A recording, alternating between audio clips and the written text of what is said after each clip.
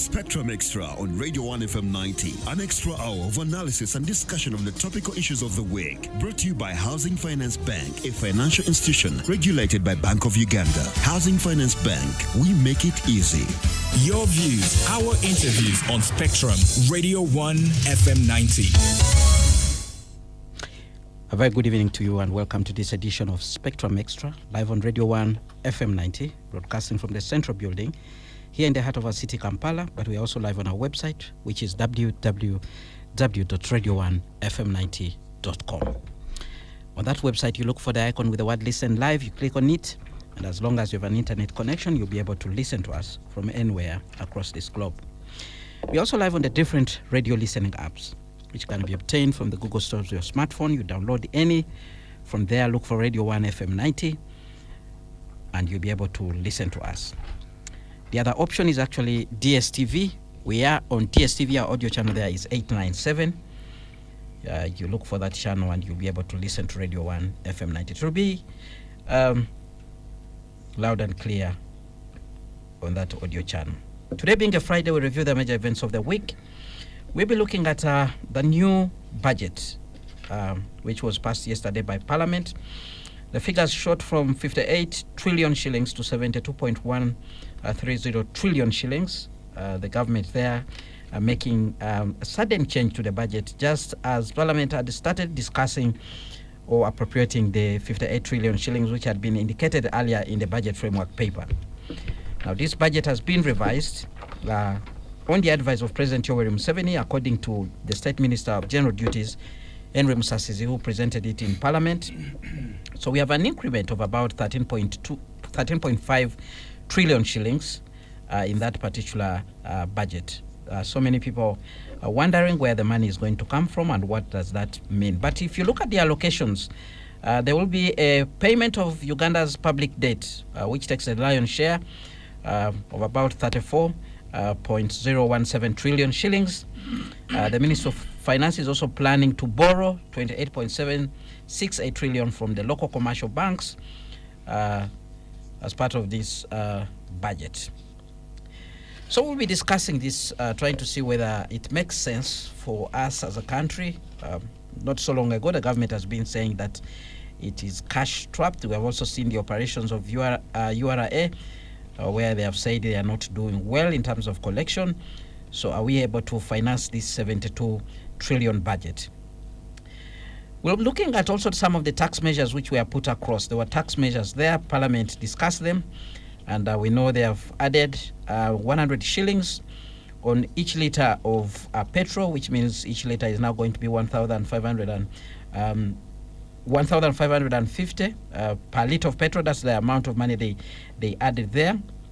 And then we are looking at 500 shillings levy per 50 kilogram of lime, adhesive and grout. And a rate of 50 shillings was fixed per litre of mineral water.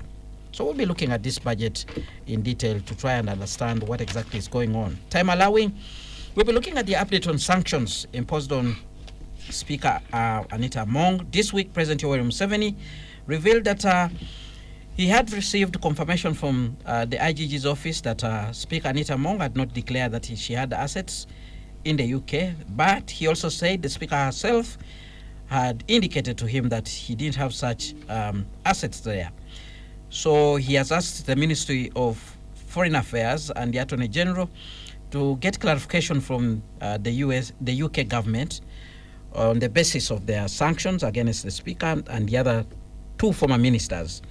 It's a story that keeps on building on, so we are waiting to see what kind of response will come from there. But the President said it's not good to accuse senior government officials when there is no justification at all, so clarification must be brought forward. Now, this week we also saw a video from the House of Lords in the UK,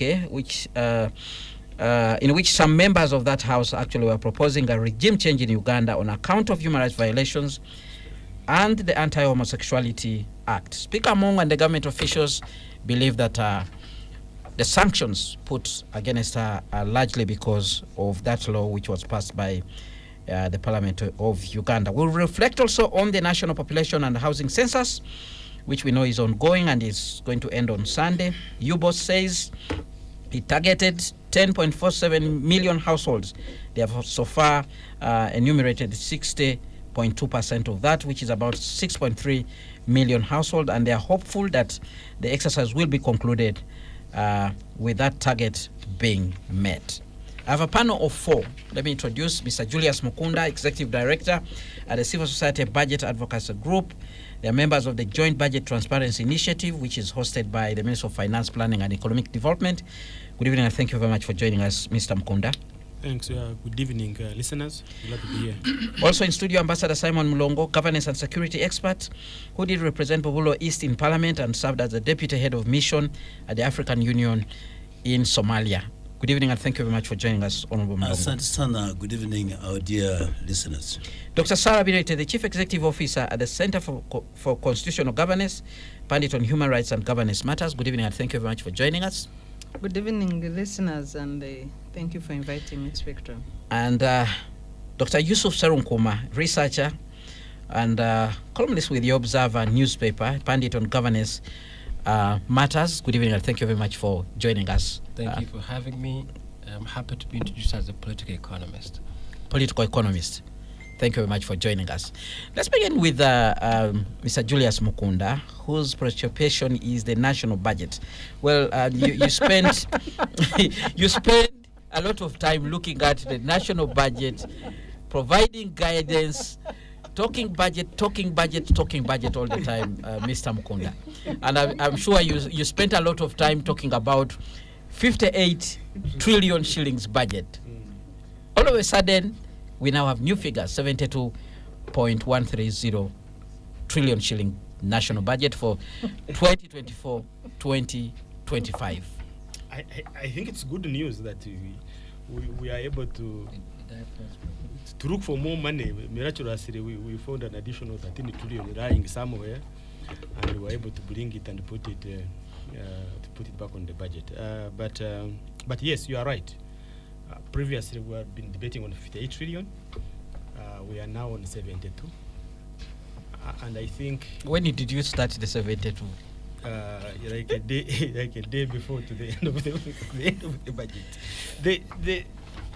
I think the fundamental part for me here is not the 72. Because I have previously told you, Kenneth, and the listeners, that Uganda is a rich country. Our problem is not lack of money.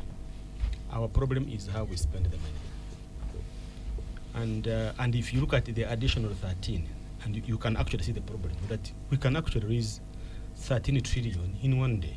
We can be able to get it in whatever form. Have we got it, or it's just I mean, the resources are there.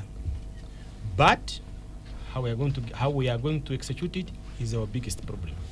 Because even when you see where it is going to be spent, it is your biggest worry immediately, because already you want to give KCCA money to cover potholes, and you're asking yourself, really, KCCA is stuck with the World Bank loan that they signed last year. Up to now, they have not even consumed a single shilling on it. But you are now getting money for them to do the same work where they have money for the loan. You want to pay cultural leaders, and I was telling my colleagues, today morning, really, if I was a cultural leader in this country, I would not get a coin from a government, because you will be compromised. You will start becoming a political person, you will start becoming non-partisan, and you're going to create a rift within your community. I wouldn't do that. I would get money from my subject. You want the money to go and build a Kiboa stadium. I mean, I have no ill feelings about that. But we know Kiboa stadium for the last 10 years we've been building it, and we cannot even show a single evidence that property is on. But at the end of the day also is that we know as a nation that our capacity to execute projects and programs on time and budget is extremely very, very low. And we have evidence to show that we have 14.4 trillion of undisbursed loans. That those are the loans we received. We are paying commitment fees on them every year of around 495 billion, and we are unable to utilize them because we were unprepared to execute them. We cannot procure on time, and there is a lot of unpreparedness in terms of executing these problems. So raising this money is not a problem. I think our biggest worry as a country, we should be on how we're going to execute it. And even when you look at these projects that have been put in, then you ask yourself, okay, if you wanted to build Hoima Stadium, you should have a visibility study. For example, is it there? I can tell you this is not there. The Auditor General told us that 35 of our projects don't have visibility studies. It means that you start a project without a plan, you are like, let's see where it ends. You don't know even how much it's going to cost. So these are projects that become white elephants at the end of the day. And Kenneth, that is my biggest worry in terms of how we're going to deliver the 2024 2025 budget. All right, we'll be digging deep on some of the issues that you have I have put a up. quick question for him about raising 13 trillion in one day. Did you say that? Let's hear from you. What's your view? No, just a question. Yeah, I mean, we had finished 58 trillion debate, and on the last day, we came up with 13 trillion. But you said earlier that this government or Uganda is able to raise 13 trillion in one day. Because we're rich. What do you mean by that? How could we do that? What I'm saying is that as a country, our ability to mobilize resources is not a problem. Therefore, we can never say we can't implement this program because we don't have money. Our ability to raise resources is not a challenge in this country. Could you say some more, because we're going to borrow 28? Maybe Dr. Sunkuma might be raising the wrong question at this point. Maybe let me ask you this. You have been debating 58 trillion shilling budget. Now, all of a sudden, on the day Parliament sits to appropriate this budget, there's some sort of stampede, according to what some MPs were actually saying. And we are seeing completely new figures. The budget committee goes into a sitting of about 4 hours to realign the budget. What does that tell you? Is that the ability that you're talking about? No. In terms of budgeting, what does that say? Of course, the whole budget process now becomes It's a sham, because you spent almost the whole entire since January discussing the budget, and at the end of the day, you bring in a 13 trillion. I mean, that's not small money. You bring in a 13 million immediately. I don't think even members of parliament had an opportunity to really consult and demand papers on how prepared the government is to deliver on these particular programs, or the criteria on how you came up to say these are the ones that the activities we are going to execute. So our ability again to plan for these kind of expenses is one of the areas that we are extremely very weak. And I mean, for political economists, I think probably it is bordering to. Are you being sarcastic? Preparing yourself for are you being sarcastic? Maybe you are being sarcastic in a way. No, these are the facts on the ground. Really, these are the facts on the ground. The fact of the matter is that the government was able to say we have 13 trillion. Do we have it? That's the question that we should be asking. Are we able to raise it? Looking at how do we raise money the in this country? Domestically by URA and borrowing. Those are the major ones we know. So if you can be able to do that, you have the capacity to raise the resources that you need. I think that's where you should look at it from. Are you saying we shouldn't borrow, or we should borrow? That's a debate that we should be discussing. That considering the way our economy is and the kind of debt stress we have, should we really be able to go into the domestic market and look for 12 trillion just because we want to do this building Akibua Stadium and there's this famous project in Ocean is called the presidential banana initiative. I mean, should you really do that at this particular moment? Yes, you have the capacity to raise the resources, but should you spend it on some of those things?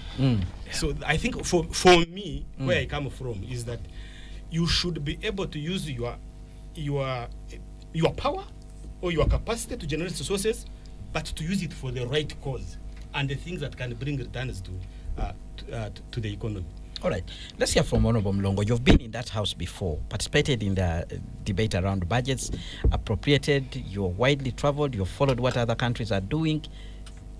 Is this the right thing that we are doing as a country, the way we are budgeting? Or when you hear somebody telling you that A day ago, we were talking about 58 trillion, a budget of 58 trillion. Now we are looking at 72 trillion shillings. What's your take? No, of course, this is pretty surprising. Our colleague was saying that we're able to raise 13, actually it's 14 trillion 13.7. within Yeah, a short time. And I thought you were actually being sarcastic because you can't. We can't. That's a substantial amount of money you cannot raise in a But day. he didn't confirm whether he was being sarcastic. He or did not. confirm that. Yes, No, I mean, the figures are there. Maybe he's shocked. I think He has he meant he that, has not yet woken up from he the meant that actually rising from 58.34 trillion to 72.12 trillion, which is actually 14.05 trillion increment overnight. I think that's what he meant, that he's shocked. Definitely, this is a surprise. I also sense But, some shock in him. But He doesn't.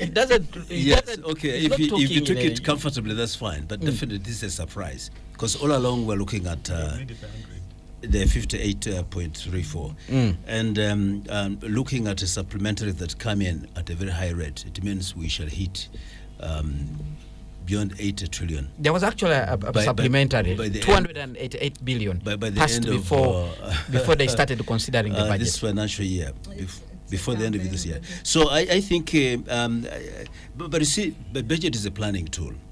And what I know is that there must be substantiated, anticipated sources of income to finance this kind of level budget.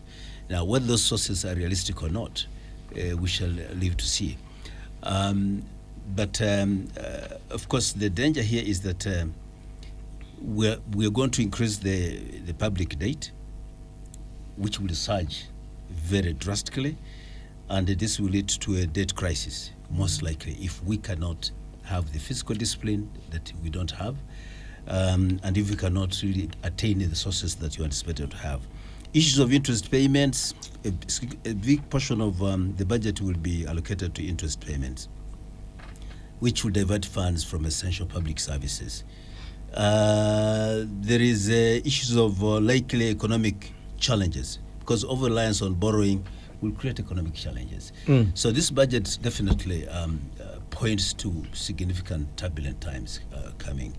And of course, over borrowing from the local sources and funding services that do not have value for creating jobs will definitely have also another big problem that is going to develop unless we do something.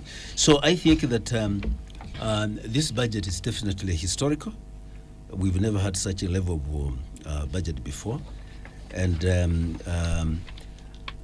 I'll be happy to see how the economic mechanisms that the government is going to employ and deploy, because already people are reeling with the weight of the taxes locally.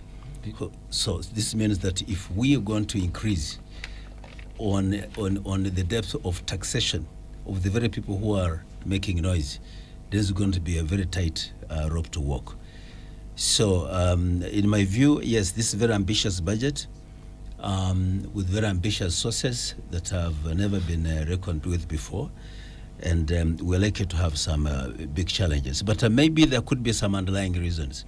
One is my own guess is that we're going into an electioneering period.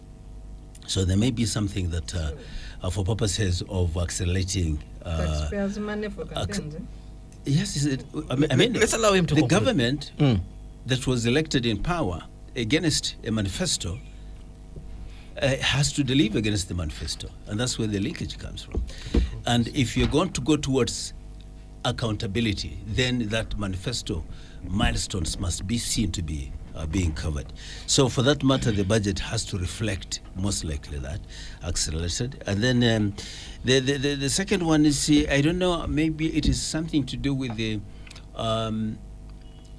accrued pledges and those unanticipated areas to be covered as we go towards the end of the season of the regime. Because if you look at those historical monuments that are talking about, the regime is coming to an end.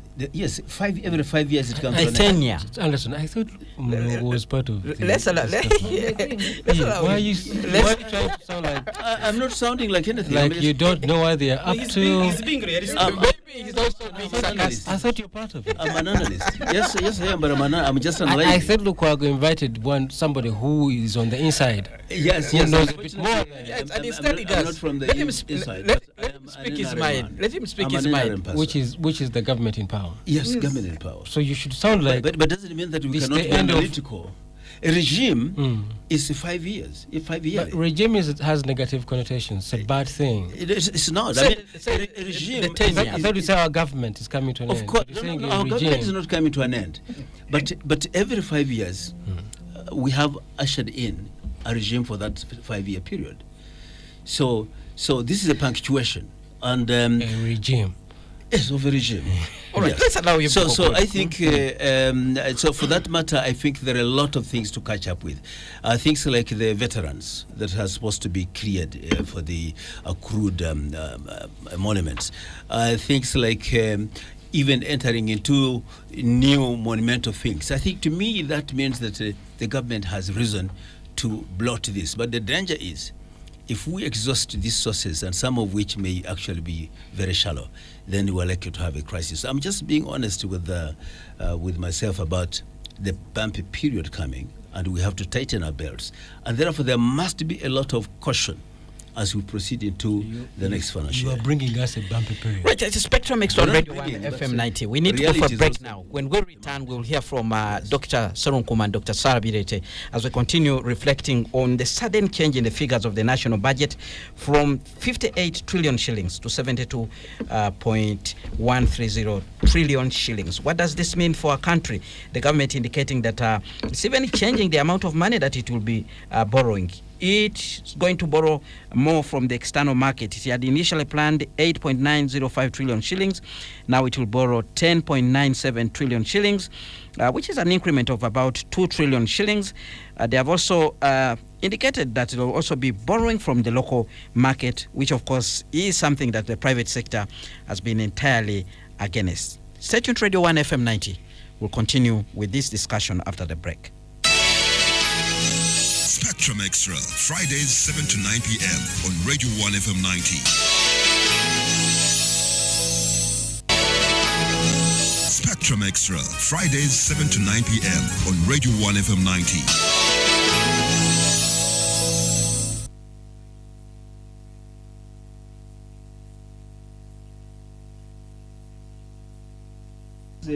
It's negative connotation. It's the Russian regime. Right, Spectrum X on Radio 1 FM 90. Thank you very much for staying with us. We continue to review the major events of the week.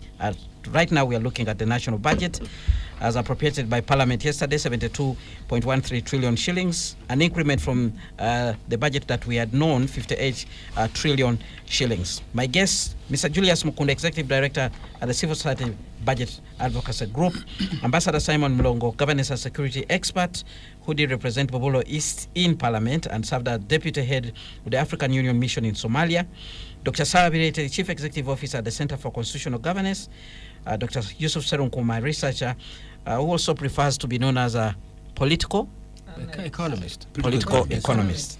Well, thank you very much for joining us. And let's come to you, Dr. Serunkuma. What's your take on this budget?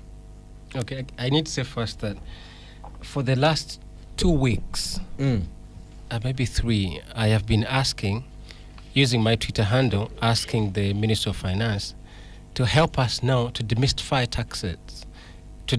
taxation, make it accessible to the public, to help us know who are those wonderful patriots designing our taxes before URA is asked to collect them. Who are they? Who are those wonderful Ugandans sitting wherever they are sitting, deciding these taxes, giving them names before they are imposed? It would be nice to know, and I think Minister of Finance is in a better position to explain to their clients, us who pay the taxes, that we are levying tax so and so because of this reason, it will give us so much. economist so and so wrote this paper and argued like this. The public needs to know. We are their clients. We are in this together. They devised these taxes, and the idea is that they devised them for our own benefit because they are serving this country to which we belong. So against that, I'm still begging Minister of Finance to help us demystify taxation. Tell us who these people are, because we need to have interaction with them, because we spend so much time in the university studying the things, and then all we are left with is to critique them without even knowing who designed them. The same applies to this budget, Mr. Lukwago. Who are these wonderful economists who sat down, devised this technical budget before pushing it to Parliament for debate? Who are they? Who designs these things and agrees that we are now levying tax here, we should be doing this ABC? Because we don't know as a public, yet we are stakeholders in this. So for matters of clarity and everybody being on board, it would be good for Minister of Finance to be open about it. We need to know these wonderful economists, and so that we could debate with them. You see, when he invited Mr. Among here, I thought he was in the know and would be defending the government position. But we don't know. So talk shows like this one and many other platforms are only open to people like us who conjecture, who use our analytical skills to connect dots A to Z without interacting with the actual people who designed these taxes. We need to know what their thinking was. Okay. And the budget allocations. But you know there's a thing we call the debt trap, right? From the way you wrote your preamble to this show, it's very clear the debt trap is very visible here, because you see it's 72 trillion, an increment of 20. The debt is 34. We're going to spend 34 servicing this debt, and we are borrowing 28 to service a debt. That's the quintessential definition of a debt trap. And again, I'll go back to what I said at the beginning. Who are these geniuses designing the things? We really need to have a conversation with them. We are borrowing to pay back a debt. So basically, we have no money left. You see, who are these geniuses before they have all these increments to borrow? But I'm going to tell you this, Anderson. We are borrowing from local banks. These local banks are foreign owned. Neither of them is ours. Out of the 24 banks we have, only 2 or 4 are locally owned with majority shareholding. So basically, these foreign banks are doing business with us. And the debt trap thrives with these banks. So if we have all of these foreign banks that we are benefiting with Ugandan sweat, instead of the circus of you borrow and give back, you borrow and give back, what are we doing in this game? Again, I'll ask the Minister of Finance, we need to have a conversation with people designing and keeping us in this trap. This is the actual definition of a debt trap, where you never emerge. You're borrowing to pay a debt, and it's business as usual. So you wake up one morning and say, 13 trillion more. Who are these geniuses who all of a sudden said 13 trillion more? Well, it is President Yoweri Museveni, need to talk according to to the them. explanation given to Parliament. Minister Henry Musasizi said But we don't. the implement had been cleared Anderson, Mr. Museveni is not an economist. and approved. He's He not an is economist. the Chief Minister of He's Finance. not a political economist.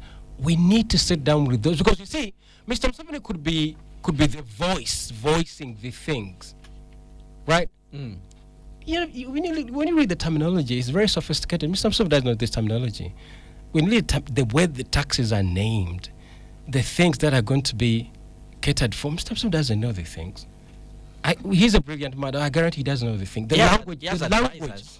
Yes. A host of They them. those must be patriotic Ugandans who went to school, studied economics, political economy, financing. Those are the people that need to have a conversation with us. Anderson, I challenge you. The next time you invite us for this show, please try as much as possibly could to get those people. We need to have them on board. One last point before Dr. Birete comes in.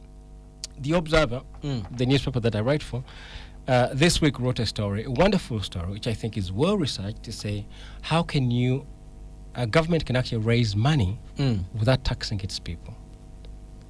That's the Ghanaian model. A government new can Ghanaian actually model. raise money. Governments do business. For example, first item is gold. You know, in 2021, gold beat coffee as our forex earner.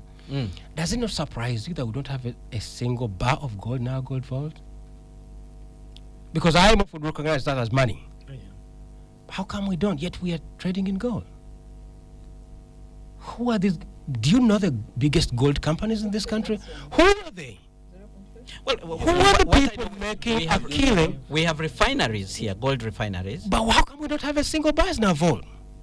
No, we sell all of it. Why do we sell all of it when we're trapped in this debt? Yet the IMF recognizes it as money.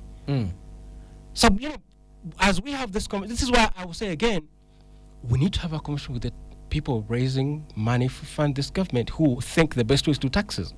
We can challenge them about gold because gold beat coffee. Also, I hope I haven't taken so much time. No. Okay. Also, Monitor did a story 2 weeks ago about our coffee. We made 2 point something trillion from our coffee in the past year.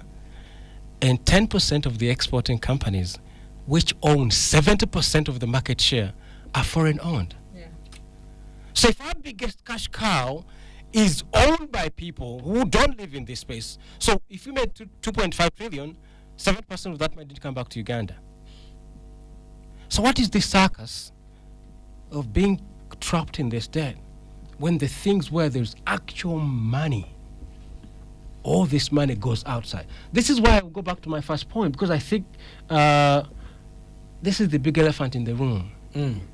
Who are the people sitting down, drafting these budgets, blowing the debt, and at the same time levying taxes? All right. I think Minister of Finance doing us a disservice by not demystifying taxation and I'll be budgeting. coming back to you. There's also an article that you wrote in the Observer titled, "Unless You're a Thief, No Genuine Business Thrives in Uganda." I would like you to expound something in line with what you've just spoken about the business environment and who is actually doing these taxes to see whether it connects well with this article that you put out. But let's hear from Dr. Sarah Birete, your take on this budget.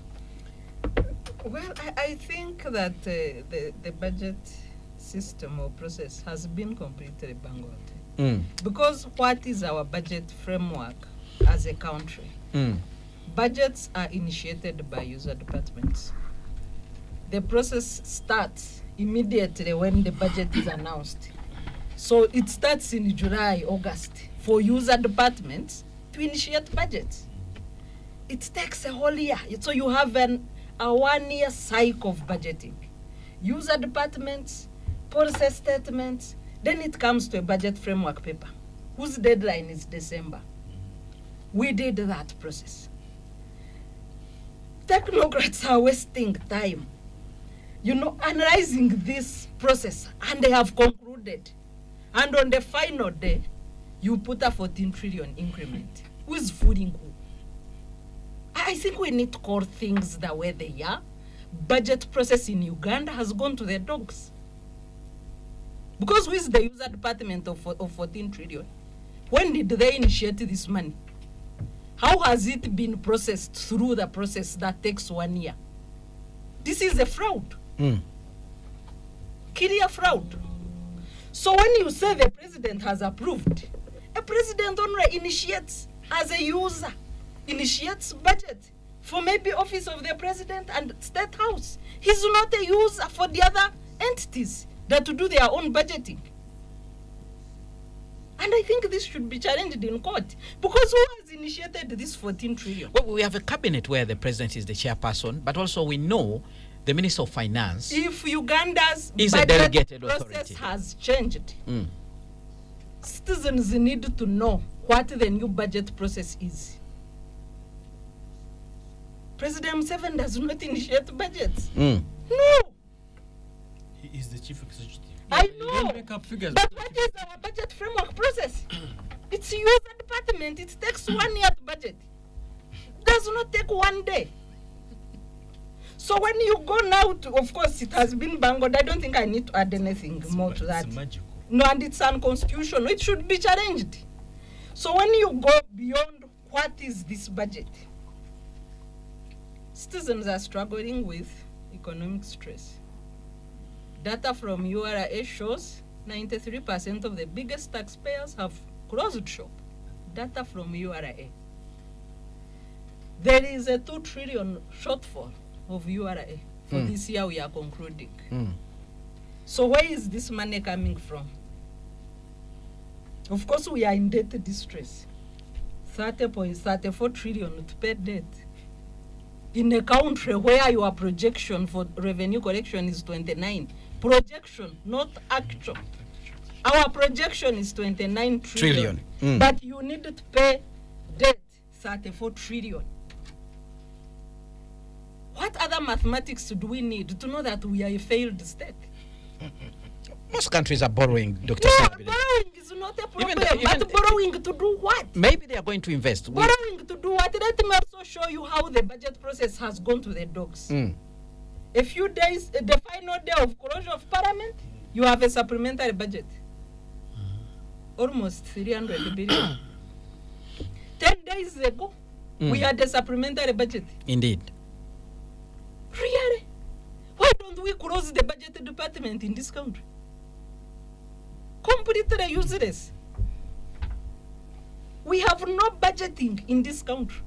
No. All right. So, but let me go to the areas that would benefit the people. All right. Because as much as every country has debt, and I know that's the song of the regime, but you borrow to do what? If you look at the least-funded entity, mineral development, 2025 would have been our oil year. If this budget had been tabled after our first oil is out of the ground, you would say we have oil money. But I don't think it will. So the ministry that is supposed to give us the oil is the least funded in this budget, 0.5% of the budget. Next least funded entities are education, health, agriculture, tourism. These are key ministries for serving a common person and creating employment for the people. But they are the least funded. So you cannot bring the slogan of every country borrows.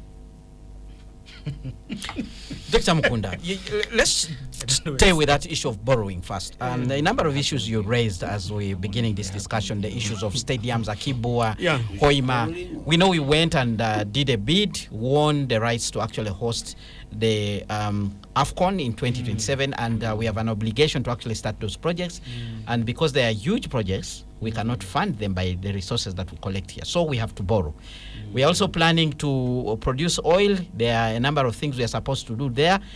We thought that maybe we will get funding from abroad, but some people have been campaigning against that. And the government says they now know they have to put in equity. Therefore, we need to get that money and put it there.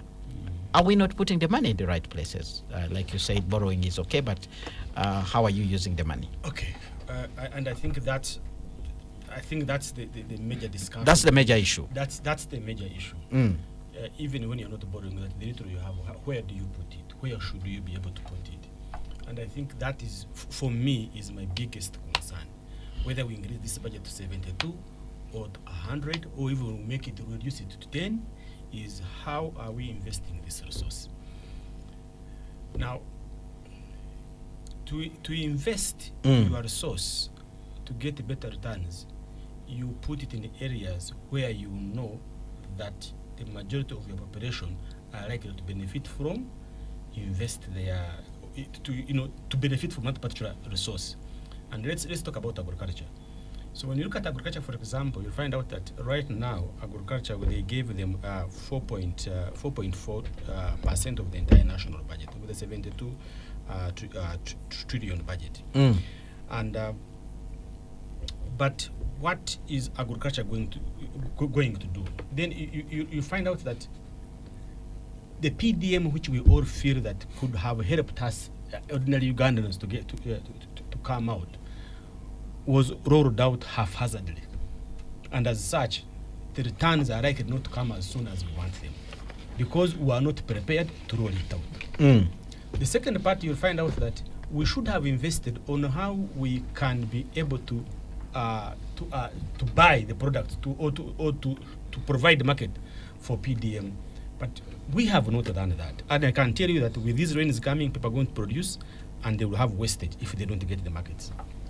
So once we want to borrow, then you want to borrow and ensure that you have better returns on that particular borrowing. But right now, like I agree with my sister, we are in a debt distress, because if you have 72 trillion and 34, you can't touch it simply because it's already committed. And you are remaining with 37 trillion. And Then you plan to borrow more. and then there is something fundamentally wrong on where we are heading to. In fact, one of the best things Kasaija has done is to warn us even as we go for this. And I don't know why in the parliament people don't listen to this. And he was very clear. He said, these things we are doing, Are taking us to hell. yes, he said, one, be rest assured that we have breached all the Charter of Fiscal Responsibility values. Completely they are out. Thank you. So That is your what? finance minister telling Parliament, and Parliament said, went ahead and said yes. Secondly, he said that the things we are doing is going to make us become debt trapped, but at the same time is that it's going to become expensive for us to acquire new loans, because we will be having so much that we are unable to pay. But there are other things that you want to look out for, and you are asking yourself, how deep is this problem? And there are two things that probably the country needs to understand. Why did we get the 13 trillion immediately? It came because our inability to service our domestic debt led to Bank of Uganda get some money from our reserves, and which reduced our reserves from 4.5 import cover at 3.5. So IMF came up and said, to give you the last installment of 457 billion Ugandan shillings, you need to first clear that debt from Bank of Uganda, which is around 7.7 trillion Ugandan Have we shillings. cleared it? So now this is where the 13 trillion is going to come from. So now that's where we are going to say, we are going to go and borrow 12 Borrow trillion. from John to pay some. Yes, so that we can pay capitalized Bank of Uganda, so that it can pay its debt, so that IMF can be able to trigger To lend us. to bring us to lend us more money. And that kind of cycle is really a very challenge for this country to develop. So next financial year, you'll find out that we are going to spend around 9 trillion on interest alone, for example. You are the other second fundamental one is what we call debt refinancing. Refinancing is, you have a debt today, it has matured, you are unable to pay it, you renegotiate to pay it tomorrow. Now for government, it does that. The debt matures this financial year, you are unable to pay it, you negotiate to have it paid, to roll it out in the next financial year. And there are two consequences for that. Number one is that if you had negotiated at a lower interest rate last year, this year the interest rate is going to increase, so it becomes very expensive. However, even the rollout would not be a problem if it was reducing. You have 5 trillion, in the next financial year it is 3, it keeps on reducing. But in our case, 5 years ago, it was 5 trillion. Now it is 12 trillion. It increases every financial year. So I'm seeing that we are going to get trapped. That's number one. Acquiring loans international is going to be extremely very expensive. And also is that even here domestically, the interest rates are going to increase, because all banks in this country now are going to front their money to buy all these particular papers.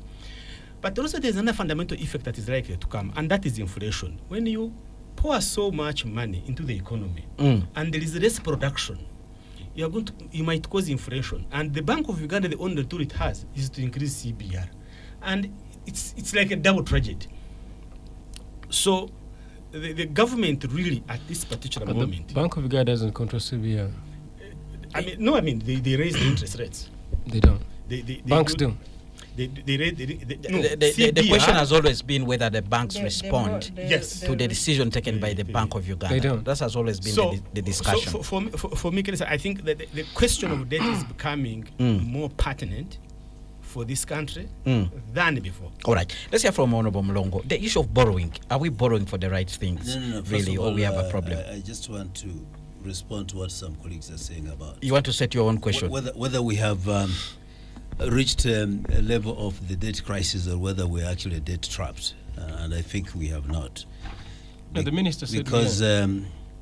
yeah, and I was happy you're referring to the fact that we should engage technocrats to see whether what they're saying is supported, because our debt is not necessarily trapped, because for us to reach that level, we should have exceeded 60% of our GDP.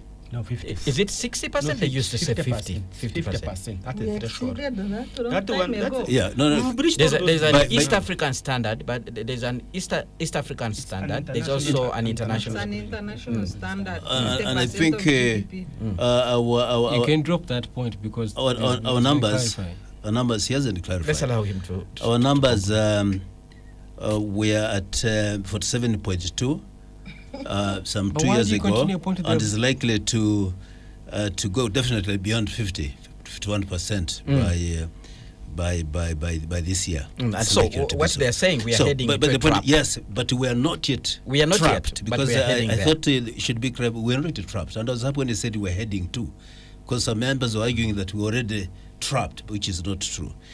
You see the reason. but Why, also- the reason why some members are saying we are trapped. The money that we're actually going to use to pay off the loans is much more than what we have to actually spend on services. June- And that's No, the but you problem. can give numbers. You can give numbers, but what I know is that we're not yet there, As and of June 2023, and, our debt was 52% of GDP. All right. Mr. Mlong, have you heard what she said? 52% of As GDP. of Did June you listen? 2023. yes, but I'm also saying 52%. that yes, there is quite a high risk that we're moving towards the trap, Right. That's a good. but we're not She necessarily said we already trapped. exceeded. All right, No, let's because listen I to gave him. you my Let's listen to him. numbers, because we may have different bases for definition of this. What is your source, Mr. Mlong? Dr. Of course. Serunkuma. Dr. Serunkuma. Most of global economic policies. What are you citing? rendering. What are you citing? there? I just made notes here. And then also, I know that we're having more challenges. We shall have more challenges. I did mention that before, that we're going to have more challenges. Because as we continue to heavily borrow, this is going to create even much more challenges, because it may have impact on the debt stock. It will increase. All right. So definitely we're moving towards that. Some countries borrow to actually invest in productive in sectors, productive. so that the Yes. economy is. I'll come to that. the economy is- I'll come to the way forward. And I'm trying to ask you, do you think we are borrowing for the right Yes. reasons? Well, yes, there are right reasons, but how we spend or make use of this money is where the challenge is going to come from. And that's why I say we need to have one fiscal discipline, very serious one, and which may not be a common good of late. But if we have a common discipline, fiscal discipline, we are likely to have sustainable usage of this borrowed money. And then we should also look at diversification of economy. We have not done sufficient diversification. We've been grappling with this, and I want to agree with Dr. Grete's numbers of allocations, that even those areas we think are most beneficial have not received adequate funding allocations to the budget. Should we have a meeting, tete-a-tete meetings with the technocrats? Yes, I think that's right. You have a good point. But have you ever tried to do that, to ask that you engage these technocrats? Because they need really to demystify the way they do the processes and arrive at the tax structures that we have, so that they can explain even the basis for why certain numbers are allocated to certain taxes. They can explain that. But have You as an tried? MP, you've been in a sitting where tax bills are discussed and passed. Isn't that sufficient? Well, for us as members of parliament, we engage, particularly at the committee level.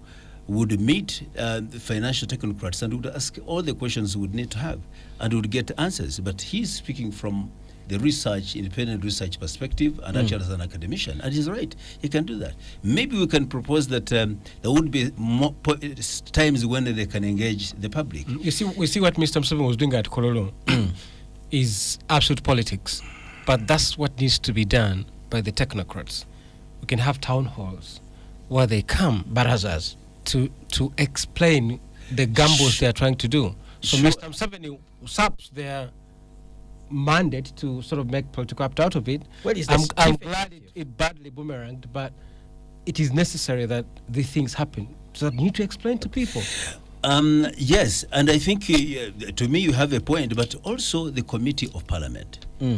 They have every reason to invite independent minds in the country to also come and give their views, so that they thrash out some of the questions that are being Well, asked. I did cover Parliament for quite some time, and I've seen also Mr. Julius Mukunda before this committee. Yes, but now, But if the final product doesn't reflect. if Doc here is raising that question, it means either he's saying it because he wants to make a point, Even playing to the gallery, or that he has a very serious point that he has not been afforded opportunity. Can I come in? Yeah. So I think that yes, I think let's not exaggerate about the debt All right. crisis. We need to go because for we're a not break yet now. there. When we return, we'll hear from That's what I wanted Dr. to say. Serun Kuma Yes. and Dr. Sarah Virete as we come towards the end of this particular discussion on the national budget. We also have views that are coming in from the listeners via the WhatsApp line 0703 090. We'll also be reading out, we'll also be hearing those comments and getting responses to them. Stay tuned to Radio 1 FM 90. Let's go for this break and return for the discussion. Spectrum Extra, Fridays 7 to 9 p.m. on Radio 1 FM 90. You can Spectrum Extra, Fridays 7 to 9 p.m. on Radio 1 FM 90.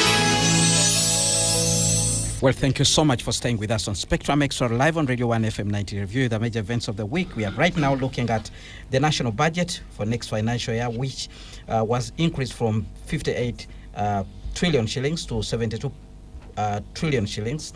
At the time when the Parliament was focusing on the one of 58 trillion shillings, the discussion was in high gear before the Minister of Finance actually informed the House that they had a corrigenda to the national budget, which forced the budget committee into a sitting, prolonging the sitting of the House to late at night when they actually considered and passed the national budget.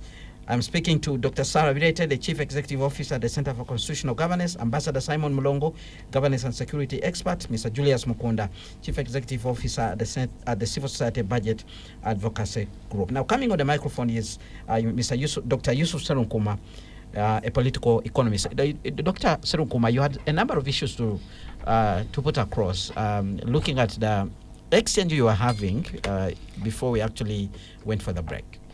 I was often asking for clarification from Mr. Mlongo, especially when he wanted to claim that we are yet into debt distress, and our friends here said no, we reached that last year, and he kept on making the same point even after getting clarification. I found that odd. But I want to say what happened to this economy. You know, every time we and this every time article viewers, every time we debate, if you are not a thief, unless you're a thief, no genuine business thrives in Uganda. Every time we debate budgeting, That? every time we debate the budgeting, taxation, He wrote an article. Interventions, projects being engaged by this government, we fail to address the matter of where these policies come from.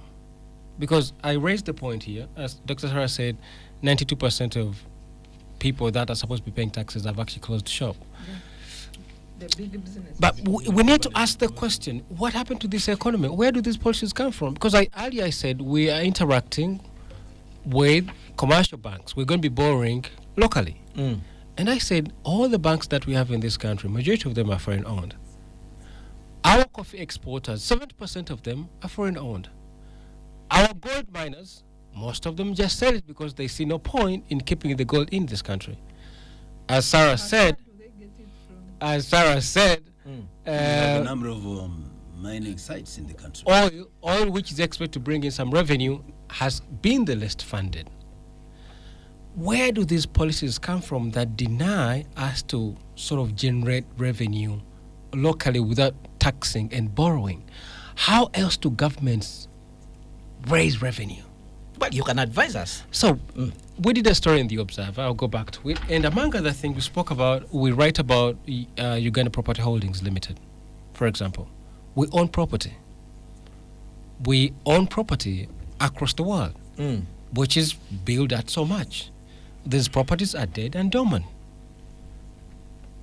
We own things. How did we give up the entire infrastructure of Uganda Electricity Board to a foreign distribution company, to the point that we are paying the highest tariffs, some of the highest tariffs in the world for electricity? The business people trying to eke an existence are paying so much as opposed to elsewhere on the African continent. Yet the distributor is thriving on Ugandan infrastructure, public service infrastructure. How did we, I'm very obsessed about banking, telecommunication companies, mining. It really bothers me because I think governments can make money out of these things. Mr. Museveni in 2002 wrote a letter to the then Prime Minister, Apollo Swambi, complaining about giving monopoly to Airtel, which used to be Celtel then, and MTN in telecommunication work. Mr. Museveni complained that we sold monopoly market share to Celtel and MTN. And he was asking the then Prime Minister to review the sale. But do you know how much money these two major foreign-owned telecommunication companies take out of this economy at the expense of our own Uganda Telecom? Well, they pay their fair share of tax. No, maybe. They paid for the license. Yeah, because how did they it. buy monopoly control of the market? You see the bills that we pay on these simple transactions, mobile money, school fees. Are you suggesting no any other telecom company can register and operate here? I don't think so. Well, you need to find the letter that Monta wrote a story about this letter that Mr. Maybe it was reviewed. And but that's the problem. This is why we need more political economists. This is the problem with that we forget that we enter these agreements, receive some pay cuts. Did you know, Mr. Lukwago, that Uganda Bankers Association, an entirely foreign-owned, profit-seeking association, is in the Uganda Bankers Act and can advise Bank of Uganda, protected by the law? Did you know? And these are supported by policies imposed by the IMF. You see, so the man here who is more versed with budgeting more than all of us said the 13 trillion came out was increased because IMF insisted. But at the same time, IMF insisted that we hand over our economy to foreigners. To the private sector. To foreigners, because we were so broke, we don't have rich people. You go back to the article you're quoting. Unless you are a thief in this country, no business thrives. Why is that the case? Because it is designed. This economy is designed. Nobody does business and makes a profit at 34% interest rate. Nobody makes a profit. Did you know, Mr. Lukwago, that the most profitable banks in the world, yet they are the least efficient, are in Uganda? This is according to the economists, not according to me. The most profitable in the entire world, while being the least efficient, are in this country. You see, ABSA, and all the other banks told us about, I think, 2-3 weeks ago, they made 156 billion in profit, net profit, in 6 months, which meant they're making 2.5 billion every single day. With whom are they doing business? When all the big ones have filed for bailouts. 60 big companies in this country have signed for bailout. The bankers are making 2.5 billion every single day. And these are the bankers we're going to get these loans. Don't you see a circus that IMF imposes these policies? We are trapped in debt. We are doing business with these foreign banks.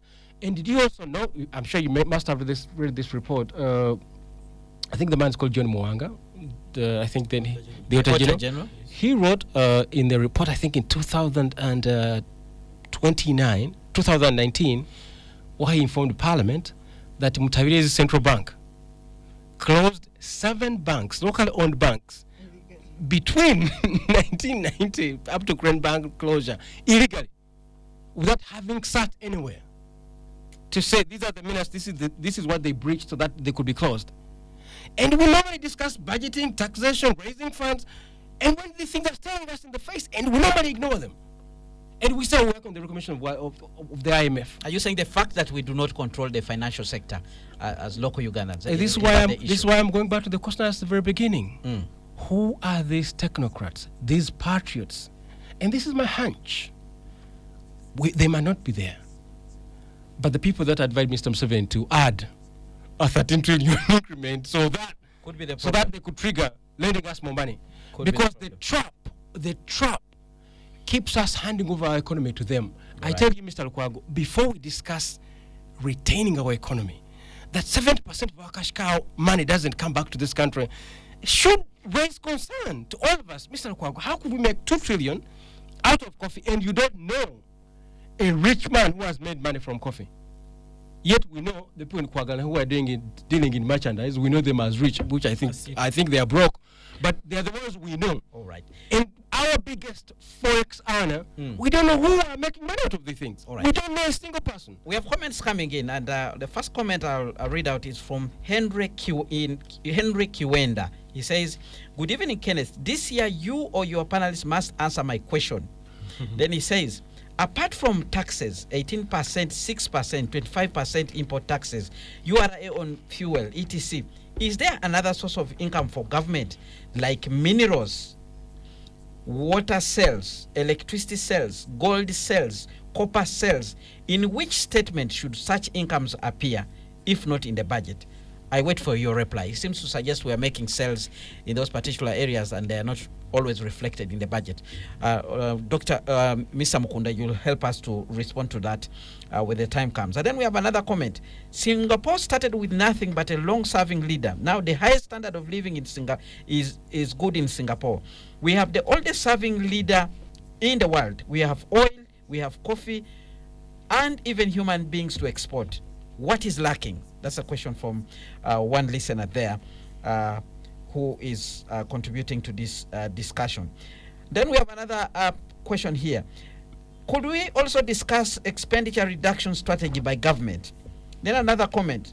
First, I think the geniuses are Ministry of Finance who get us in trouble with parliamentarians who are equally useless. That's a comment from Dennis there. We have another comment. I am called King from Mbale. I admire the panelists who say that we don't lack money but lack what to do with it. That has always been my argument. The problem is not money, but its application. If you looked at what public servants do with the budgeted money, you will cry. Little of that money is used for the intended purposes, even money borrowed from the so-called multinational donors. I wish I got his number and we chat. The next thing is that the budget should have a special provision for corruption, just like there is a provision for insurance in projects. Maybe we can realize some plans. That's a comment there from another listener. Then we have another one. Good evening, Kenneth and the panelists in studio. My name is Wilson Bikakanga Muyenga. Ugandans have been let down by our highly educated economists without practical hands-on approach to applied economics. No wonder that most of the businesses that offer employment to Ugandans and pay taxes are 95% owned by less educated Ugandans, but self-trained in hands-on business operations. The ugly part of this is that taxes we pay go to offsetting unpaid taxes by those on tax holidays and tax waivers to regime apologists and bloated parliament and government. We need to cry for ourselves. That's a comment there from that listener. Henry, we cannot be debt-strapped when we still have Angel Mutebile running the show. We even have P.S. Gobi, who has economics that works. We are on track until we start borrowing from corruption sectors. Then we have another comment. When I hear economists claiming to be the solution for the borrowing problem of this country, it makes me laugh. A problem with economics spread all over, including areas where they don't know, while scaring the rest away. As you are hearing from the panel, who said budgeting is a preserve of economies? I assure you, as long as we still have a trade imbalance with the rest of the world, however good we budget, we shall always borrow. Let us concentrate on development, my dear countrymen. We all need to work hard because development is not easy for a country on the bottom of the development pyramid like Uganda. Well, those are some of the comments that are coming in from the listeners. We'll get more time to respond to others during the course of this discussion. Dr. Sarah. I will only respond to the question of Singapore. Singapore developed, and if you read the Lee Kuan Yew's book, from third world to first world, that big volume that I like so much. There were 4 key principles on how Singapore developed. Number 1 is meritocracy, and that's what we lack most in this government. There are very few people who are employed on merit, and they sit in important positions and take all wrong decisions that affect citizens and taxpayers out there. The second issue was creation of social peace through prioritizing key social services, quality health, quality education, quality housing for everybody. And the citizens are at peace in their country. The third issue was moderate taxation to attract foreign direct investment and make Singapore number 1 destination for investment. The other issue, of course, is effectiveness. Once you have the 3 in place, then you are at take-off stage to develop, and that's how Singapore developed. In our case, to say that President Museveni has stayed for long, but stayed for long doing what? Has he promoted any principle, any good principle of governance? Be it meritocracy, be it effectiveness, be it fiscal discipline. That one is on the downtrend. I think it has touched down. What principles has he promoted in his leadership? I'm yet to learn of any. So, but away from that, what is this budget that we are grappling with? We have one item on vehicles, 644 billion on vehicles. 106 billion will go into purchase of new vehicles. 167 billion will go towards maintenance. 371 billion is fuel.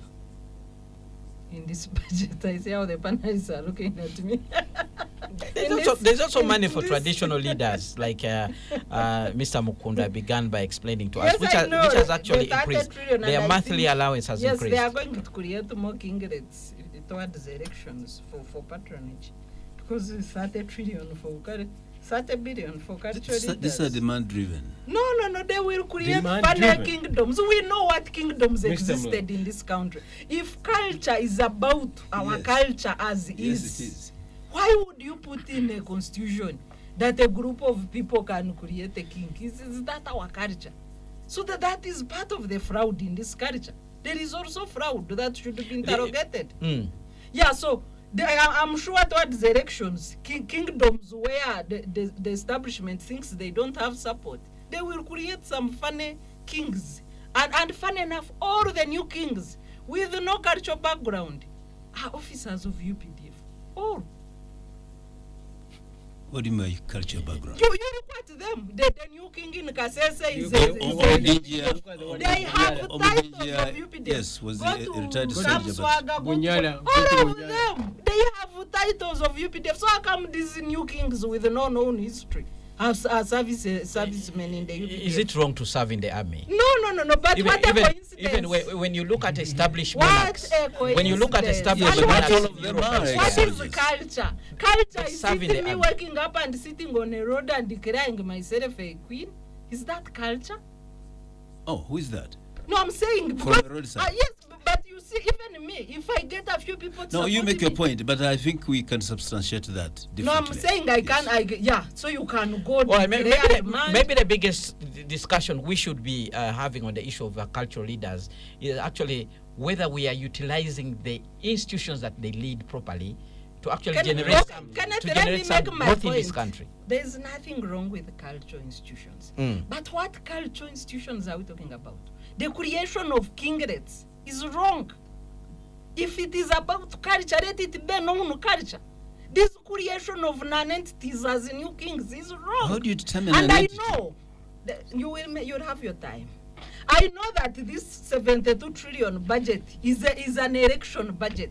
So there are a lot of funny electioneering things that are going to crop up All right. at the expense The of Electoral taxpayer. Commission needs enough money for organizing and managing the election. I hope that's what you mean. No, there will be funny activities towards the elections, like creation of funny kings.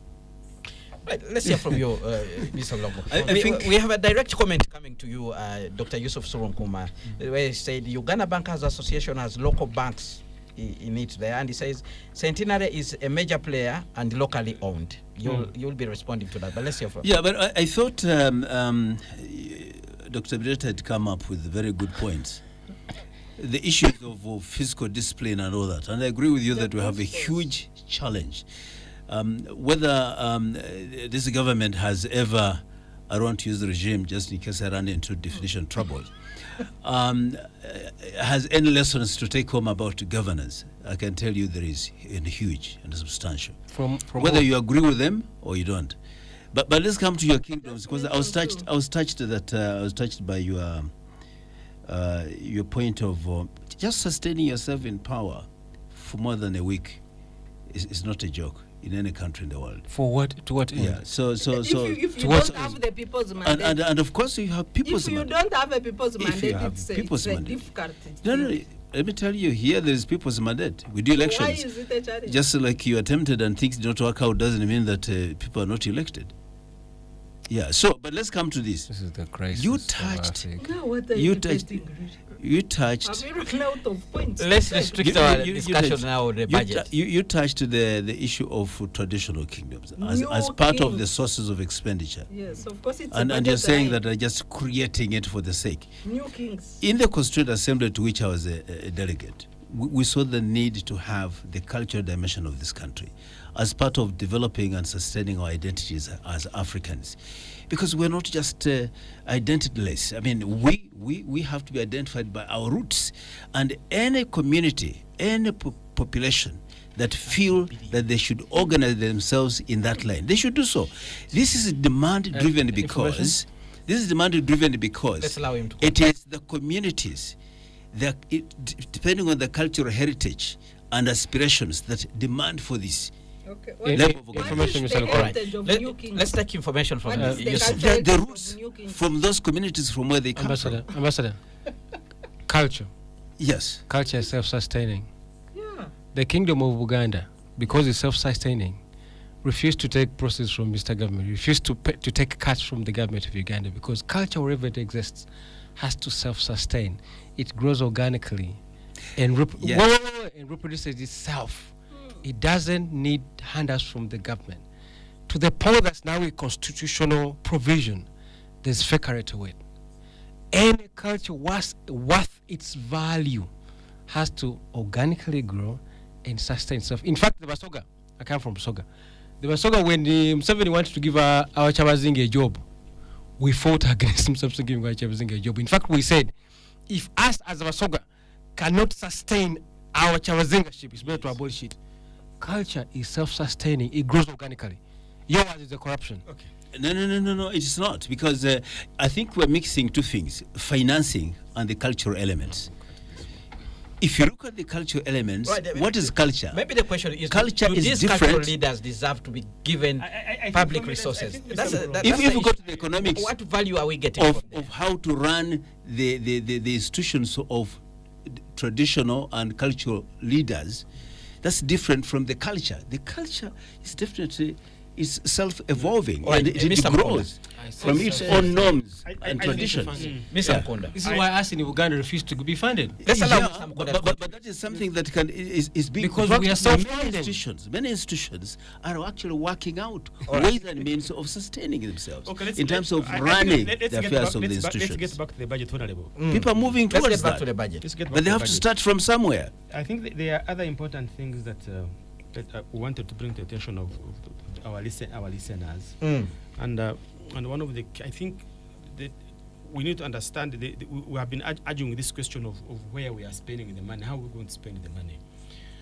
And one of the things that is coming out is how continuously we are investing in risky ventures as a government. And that does, and once you continuously do that, then you put pressure on URA. URA puts pressure on the Minister of Finance to expand the taxation base, and then you find that really taxes are really on our neck. And I will give a few examples. One of the things that we find that really should actually get out of the budget is the 120 billion presidential initiative on banana. Really, that project should have closed a long time ago. Why should they close? They've 300 just started going into No, production. I have seen some banana flour, which is named Itoke, which is being exported. It does not require 120 billion Mm. to do that. 312 billion for Xtra Motors. Now, Xtra Motors, and I have already said this, it's good that we want to build vehicles.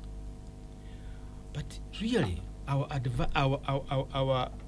economic advantage is not really in building vehicles. We could have invested more money on how we can add value to agriculture. Well, and leave that to the electric Japanese. vehicles are a new market. So really, for me, opportunity that's to an area enter we into have a gone new through. to enter into the market with a bang. 553 billion on Atiak sugar, which has not You been don't closed. seem to realize the importance of electric vehicles as we go into You know, all of us want renewable to go, all energy. of us want to go to the moon, isn't it? Mm. Everybody wants to go to the moon, but there are things you want first to do yourself. Really, you can't be very hungry and then you still want to go to the moon. There are basic things you need to do to yourself first. Well, the Japanese before- hardware to before- start from. before We can you also do that. start something. Exactly, they start somewhere. And we So also for started us, with you Kiramoto. cannot be born and you start running. Nature is that you start step by step, but if you skip the steps, that's why we're in trouble. Right. On 400 on the issue of the vehicles, which Yes. steps have we skipped now? That for the steps of skip. Yeah. For me, for the vehicles, I would actually have first Start with bicycles.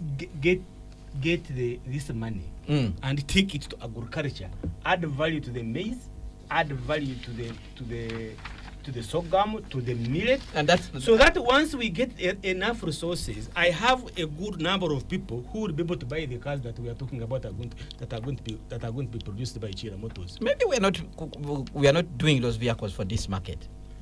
Something like that. And that's where my own Maybe we are going to whose export them. market are we targeting at this particular moment? Because I know very well that in terms of us looking for market for our product has been our biggest problem. And that's why actually we have now closed the Uganda Export Promotion Board. You know, it was rationalized and thrown out. I don't know which kind of targeting we're having. 475 billion on Roboa. The construction has begun. 723 After the billion budget for has this been Dare exhausted. pharmaceuticals. Day. I'm trying to give you a profile of projects that are extremely very risky. That Day pharmaceuticals, that import substitution. We want to start making the drugs here so that we stop spending outside.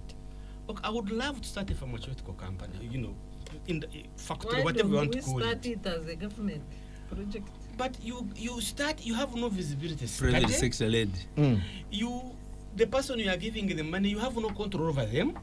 You want to buy shares whose You value have you no don't shares. know, because somebody says, "No, I will give you value." You don't know the value. You have not valued the company, and at the end of the day, it's just going to become a white elephant. And we are the ones to lose as Ugandans. That's the same thing you said when the government was putting some money in quality chemicals, and now they are producing drugs. Are they paying dividends to government? Well, we don't know that, but at least they are doing something. They are not a white elephant. I should tell you a story. They don't pay. Do you know that Meta Group is owned by government of Uganda? What's a meta group? The Meta, the sugar ones cane. for sugarcane. Sugarcane. Yeah. Do you know it's owned by government of Uganda? Government of Uganda has largest shareholding, but since 1983, It declares they losses. have never paid dividends to government of Uganda. By 2007, when Daily Monitor did that, New Vision did that, sorry, we own Meta. We have the largest shareholding as the public, but they don't pay anything to us. Maybe we don't know. Maybe they No, pay. no. I'm telling you, They between declare 1983 and 2007, no, they don't even declare losses. They had never made their accounts visible. This is a story. Listen, Anderson. This is a story done by the New Vision in 2007. They had never made their accounts don't do audits. accessible to the Auditor General, To the majority shareholder. to the majority shareholder. So for me, I think at the end of So the day what is represents the us way in we shareholders deploy our meeting? resources matters most. Kenneth Rukwa. All right. And if we can really, like my colleague said, that get these wonderful people, put them on a table and say, guys, can we Tell us. discuss how to deploy these particular resources. All right. Maybe we can have. All right, Spectrum Extra on Radio 1 FM 90. Let's go for a break. When we return, some more comments coming in from the listeners, and then we'll shift our gears to look at the issue of the sanctions. This week, some key developments also came in that particular regard. Stay tuned, Radio 1 FM 90. We'll continue after this break. Spectrum Extra, Fridays 7 to 9 p.m. on Radio 1 FM 90. Spectrum Extra, Fridays 7 to 9 p.m. on Radio 1 FM 90. Well, thank you for staying with us on Spectrum Extra live on Radio 1 FM 90, reviewing the major events of the week. You can hear from the laughter. The discussion continued even when we were off air, as the panelists continued to follow up on some of the issues that have been said. We'll continue the budget before a we bit, actually Michelle. went for debate. You want us to continue with the budget? A bit. All right, we have comments coming in. The problem Uganda has is the pattern of government expenditures. There is a lot of wastage. Yes. That is Lumbuye Lawrence listening in from Zigoti. Then we have Samuel Mary listening in from Namlondo Zone. Mr. Kenneth, thank you for the show. Uganda seriously needs a fundamental change. Taxes are increasing every financial year, but you don't see what it does. Imagine in the next financial year, I don't know if this is true, 75 billion is going to be given to those teaching Ugandans to drink coffee. Just wasting Yes. taxpayers' money. It's true. Well, It's in the budget. that's there. Then we have another comment. Thanks, drink Kenneth, coffee. for the good selection of your panelists tonight. Dr. Yusuf, Mr. Mukunda, Dr. Sarah, Honorable Mlongo. They mentioned his name too. Well, then he says, let Mr. Mlongo be honest and remain mute, then listen to the others who are lecturing him, as they also rest us in captivity to understand how was I need protection. our fate is with Mr. Museveni's government. He says, inhuman and shameless. We are indeed in intensive care unit, but which is also lacking oxygen. That's his comment there. The statements are not collected very well on this particular comment. There was a direct comment that came to you, Dr. Yusuf. I remember reading it out to you. Then we have Triagenda writing in and saying, well, this is a problem that he says, when I hear economists claiming to be the solution for the growing borrowing problem of this country, it makes me laugh. Economists spread over, including areas where they don't know, while scaring the rest away, as you are hearing from the panel. Who said budgeting is a preserve of economists? That's a comment there from Triagenda. Anthony writes in and says, I give credit to the economists. It's not easy to raise money as fast in Uganda through taxation. Let's not be surprised how that money will be raised. Let's give them our support and hold them by their words. This regime is doing well. We must support any regime that will boost our economy. Telling you who designed the budget is not done anywhere in the world. Let us trust the people who gave the work to, who are given the work to do for us. Let us mind the kind of words we use in public, on public radio. Criticizing is wrong. That's a comment from Anthony. I don't know whether criticizing is actually wrong. Well, that's his comment there. And we take it on that particular phase. You had a direct comment, Dr. Yusuf. Yes, Sonko. 100%. There's just another one comment that is coming in. The panelist opposing Toke and Kira Motors has a brilliant point. Our comparative advantage is bad. You need to listen to him. Let us stop dreaming. And the quality chemicals is a different story because that work depends on imported intellectual property from India. Well, we have a comment from Robert in Kumi on value addition. Somebody said, yes, we want to add value to coffee for who to drink. So electric vehicles for who to buy. Can the market in US leave Tesla and buy Ugandan-made electric vehicles? Why not produce more in areas where we have advantage? Ukraine produces wheat. It doesn't compete with Japan on cars. When their products were cut off due to the senseless war by Russia, the world felt it. That's Robert in Kumi. I need to respond to the comment on Centenary Bank. I agree 100%. It's locally owned. It's a big player. But I said my comment was out of the 24 that we have, only 3 are locally owned, and it is Centenary Bank is held hostage by Uganda Bankers Association, which imposes the interest rate to average at 34%. So if despite being locally owned, it it has to be in sync with the other foreign players. But I'm just to insist on this point of banking. Dr. Sarukum, I don't think you speak for Centenary Bank, so no, I mean I'm just responding. Take that on, I mean, on record. well, it's said to be owned by the local.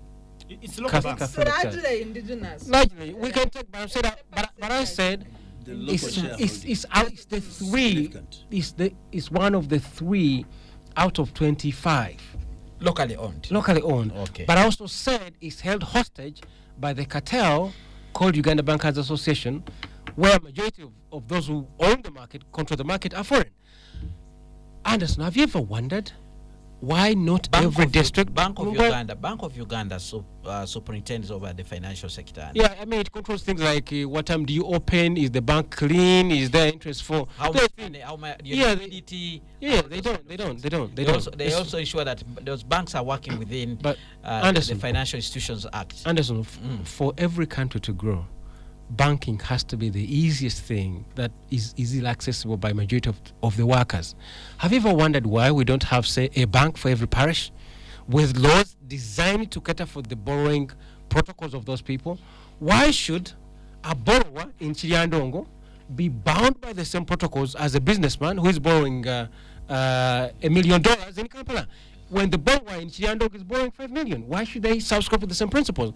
Why don't we have in every parish a locally owned bank? I'm telling you the faker of this. We have started with SACCOs. Maybe we'll No, you didn't read the news. IMF is insisting that they start taxing SACCOs. Because you see SACCOs are just messing the market. That's controlled by the monopoly. So IMF has had to intervene. IMF is insisting now, he has advised the Minister of Finance to start taxing SACCOs because they were tax-free. The idea is that you make it difficult for SACCOs to lend money. You know, the man who was formerly IGP told us he started a milk business and he bought most of the money from a SACCO. Now, the SACCO doesn't operate on the same principles of a bank. The interest rates are fair to a local person. So IMF, because it's also the colonial police for these foreign-owned banks, has had to intervene. Now, you wait and see. SACCOs are going to be taxed. But the point I'm making is this. No country develops from collecting taxes and borrowing money. That country is not there.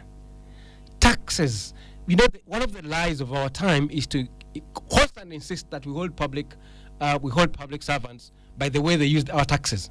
No, we should start holding them by the way they utilize the country we give them to govern and exploit.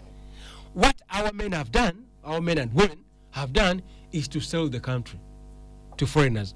What Mr. Museveni has done so successfully, and I think is a problem, is that he has turned every sane, smart person from either his family or his party into a commissioning agent. The Ugandan politician is content with a commission. They don't want to own things. Instead of them opening banks, they are happy to get shareholding. Instead of us owning these big businesses, we are happy to work to get connected somehow or to be on the board of, say, MTN, and then we open a shop. Everybody's a commissioning agent. This is why we are dealing with a colonial extractive outpost called Uganda. And the budget is a bribe. The budget is a bribe. If you read through the thing that Mr. Mkungu has been telling us, in Sarabit is telling us, the things are bribes to the kinglets, as Sarah has called them. Bribe them to PDM money is a bribe itself. To give money to Lubowa, bribes. We are basically bribing key centers of power. We are not transforming them. The budget is a big bribe because we're dealing with the colonial outpost. And Mr. Mkungu rightly pointed out, why not invest in agriculture? If this is your biggest cash cow, why don't you make rural land productive again? And it's not that we don't know. All right. No, listen, let me finish on this one, Anderson. I'm sorry I'm waiting for long. Let me finish on this one. There's one critical point. Professor Ezra Sruma has told us about how we can transform this country. Let's own our banks. Let's organize people in the countryside. Let's make rural land productive again. Go work through cooperatives. cooperatives that are self-sustaining, where people contribute and own the market. Let people grow marijuana and sell it. Let people grow vanilla and sell it through their cooperatives. But what we've done is turn this economy into a colonial extractive outpost by fighting. You need to interview Nandela of Bagisu cooperative, because the Bagisu have at least retained their cooperative, and what is coming to them from their coffee is better. All right. But it has been fought to this day. They're still fighting it. All right. One listener raised the issue of the need to discuss public expenditure, how much money is being actually spent on public administration and things like that, and saying it's one of the areas that we need to look at. Mr. Mkunda. But you are jumping me. I won't accept. All right, very quickly. One red on table and you risk the lady must be heard. Yes, just to Public respond, administration. Yeah, I'm coming to that and details of how government intends to finance the 72.1 trillion. I want to respond to the point I made earlier, saying most of these new kings cropping up are servicemen in the UPDF, and I just want to mention too the head of Dingia. That's all. And the Savanyara. They are all from the army.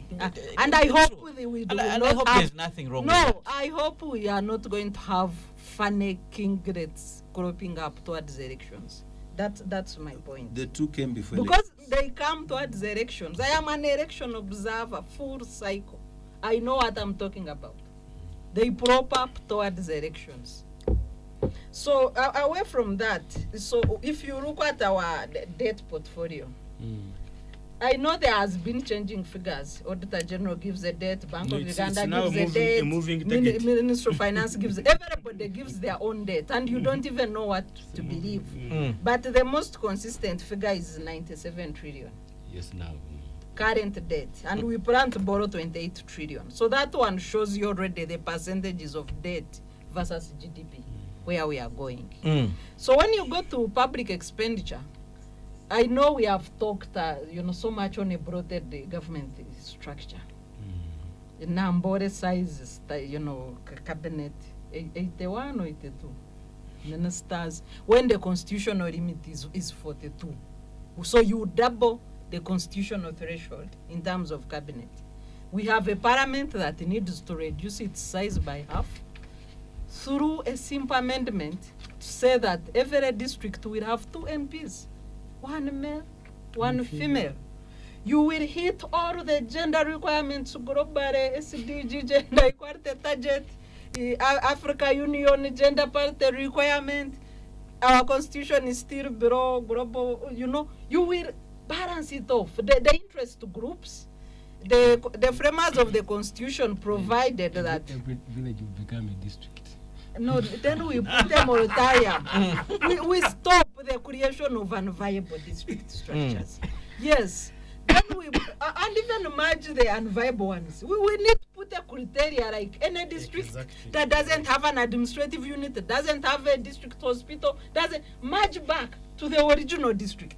These are unviable entities that waste taxpayers' money. We don't need them.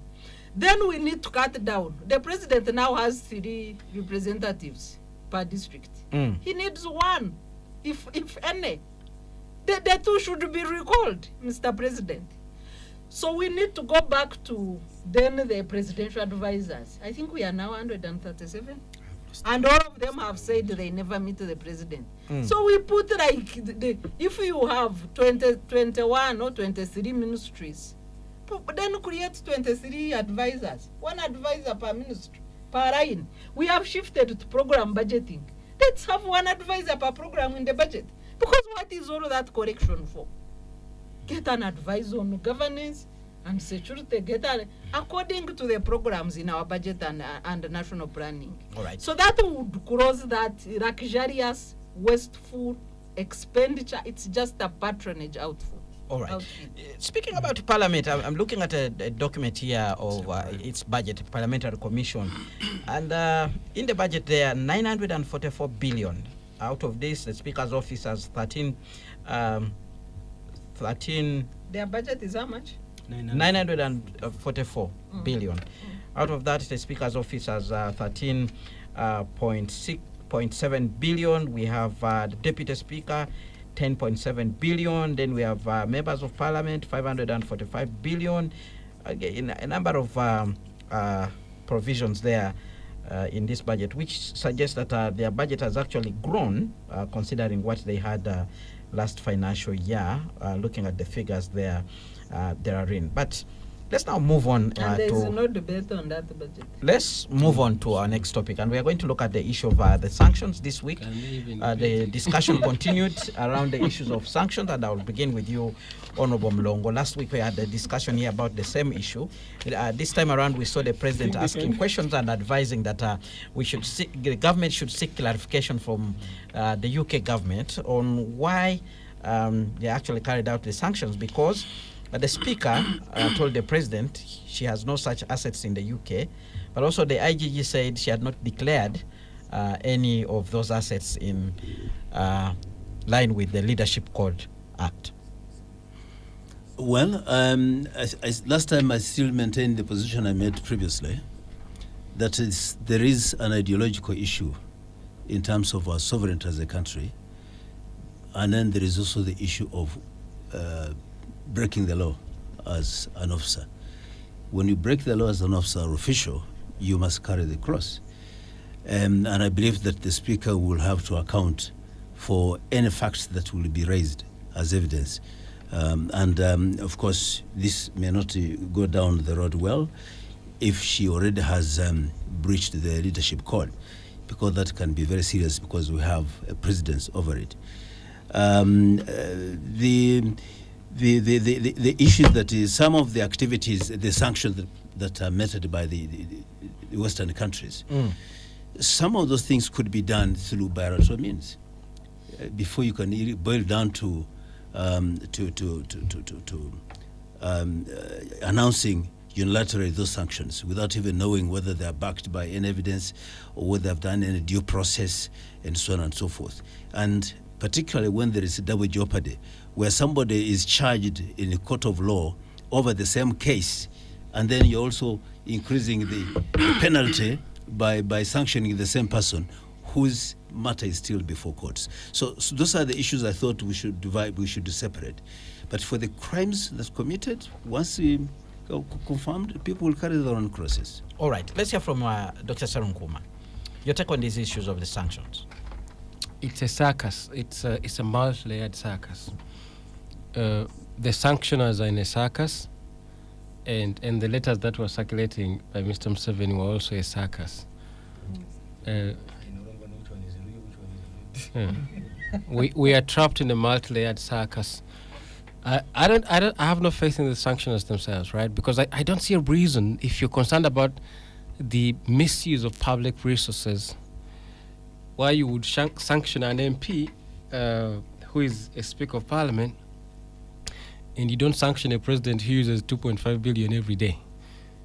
You know, if you come to my house and you want to help me with killing rats, you kill the mother rat, not the children of the rats, of the mother, because you go for a speaker, you have a president who is even an exhibit in a corruption case. You see, and then you're sanctioning a speaker on corruption. It's a circus. The 2 billion the president spends every day is budgeted for. Yeah, but if you're concerned about, if you are concerned about the misuse of public resources, because you see, corruption is a question of integrity. How integral is the use of 2.5 billion a day? What type of integrity is it? You see, for example, let me tell you you know why those people sanction us? Because they believe they give us aid and we benefit from that. You see, the story I think is going to be run tomorrow in the Monitor, showing how we're going to finance our budget and we're going to get grants, budget support, project support. But are you aware, Anderson, that for every single dollar those Western countries give us, they take $24 out of this economy by other means? Are you aware that they take 24 for every single dollar they give us through things as stupid as trade misinvoicing? And they proudly know we trade misinvoice. Our corporations trade misinvoice. They take 24. It's a circus because they're leveraging their aid to us. They give us 21. And through the different things we've gone about, they take 24 out of this economy. Which means basically we actually give them aid. We give aid to Europe, and then they turn around, they say that. So it's a circus. The circus is in the fact that they're leveraging. I don't know what they're leveraging now. Because you see, we have a series of workers. Worker number one is Mr. Museveni. He has big powers. He's a worker for them, because basically he has handed over the economy to them. And there's a worker below Mr. Museveni, who is the Speaker, ANITA AMONG. Now, I don't know what is this game being played when you sanction your workers. Because they work for you. What they're giving you is access, unrivaled, unrestricted access to this economy. Because you see, when Kalonzo Sermaga wrote us an opinion where he said Parliament is the bribe itself, you need to question yourself, what then is being bribed for? If Parliament is the bribe from the time of Andrew Cohen, what are they buying when they bribe Parliament? When Parliament is the bribe, what is being bought? Basically, you're selling this country. And who is buying? Our friends who are tying around and sanctioning those who work for them. So for me, I think it's a circus. If they really cared, my friends, my two wonderful friends of mine recently took awards for human rights defending, and I wrote on X that I found it confusing. I found it confusing because you give money to Mr. Museveni, you buttress his government, he abuses human rights, and then you recognize those who are fighting him for abusing human rights, and then you give him more money, and then he abuses more rights. And then you recognize those who are fighting him. And then more you give him money. And then you recognize who are fighting him. I'm like, what is this game that these Europeans play with us? Dr. Sarah Birete, your take on the issue of sanctions, very quickly. Well, sanctions, I want to simplify sanctions for the football lovers, and I know many Ugandans watch football. It's simply a red card in a football match. So sanctions can be equated to yellow cards. Those are travel sanctions. Economic sanctions are a red card if you equate it to 11 team players. Once one of the team players is given a red card, they will miss the next two matches. We have provided VR confirms the red card. We have had in this current regime of FNRM, two top officials have received something you can equate to red cards. Johnson Byabasheja through the Magnitsky Act sanctions. Yeah, you are sanctioned by America, Magnitsky sanctions, which are both travel and economic sanctions. And now the speaker, with the two ministers are just escorting. We actually told there are many. Yes, I know there are many people on visa sanctions. Some pronounced, some they get to discover as they apply for visas. So those are that's why I'm calling them yellow cards. Yellow cards and red cards. But the red cards are the ones with economic sanctions. So the speaker, who is number 3 in the country in order of precedence, has received a yellow card, a red card from the UK. Sanctions is like not only the UK, we also saw others in Dubai the other day. Yes, of course those are partners now. Business is associated to Britain. They all automatically sanction. Right. That's why the economic, I'm calling them a red card. So anybody with interest or with partnership with Britain will automatically sanction the speaker on the economic freeze.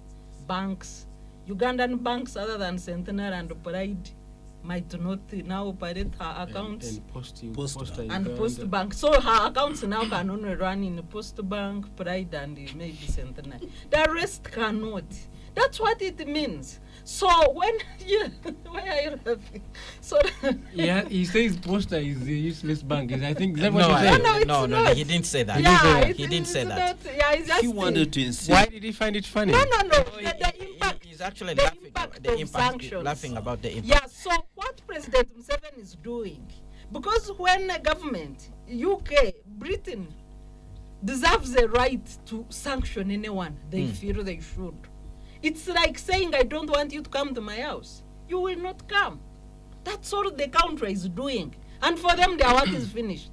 They have said they don't want these fellows to associate with them. All right. End of the story. So, the president's letters and trying to trace property is now Ugandan politics.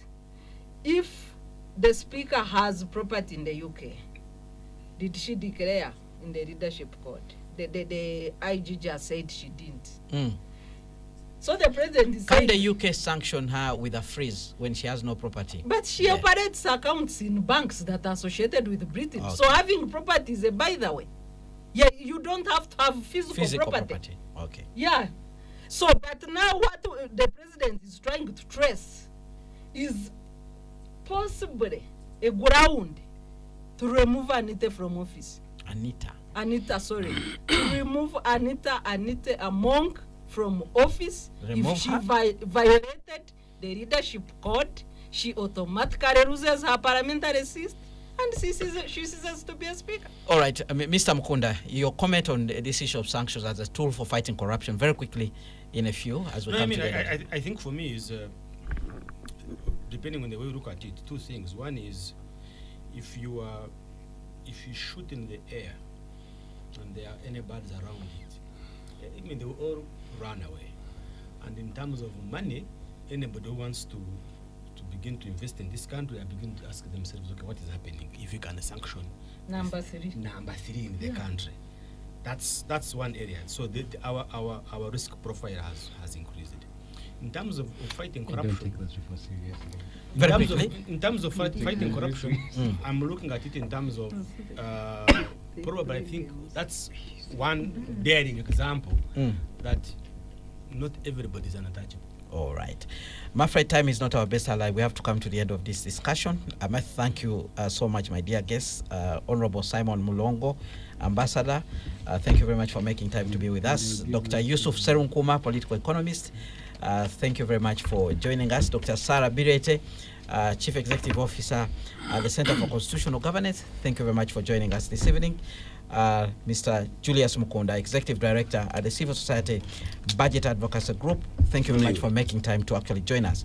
Thank you, dear listeners, for contributing to this discussion. Your views helped us to shape the discussion here in studio. Now, from me and the entire crew here in studio, we're wishing you a very good weekend. Spectrum Xtra on Radio 1 FM 90. An extra hour of analysis and discussion of the topical issues of the week.